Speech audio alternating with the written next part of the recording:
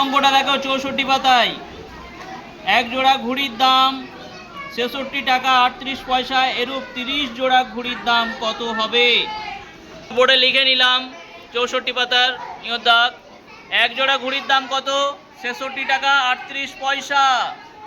এইটাকে আমরা টাকায় পরিণত করে নেব প্রথমে, কারণ পরবর্তীতে আমাদের গুণ করতে হবে, সেটা সুবিধা হবে। এবার 30 জোড়া ঘুড়ির দাম কত? 30 গুণ হবে। এক জোড়ার দাম যা, 30 জোড়ার দাম 30 গুণ হবে। তাহলে 30 জোড়া ঘুড়ির দাম, এক জোড়ার দাম যা, 30 জোড়ার দাম, তার সাথে 30 গুণ, তার সাথে 30 গুণ টাকা হবে।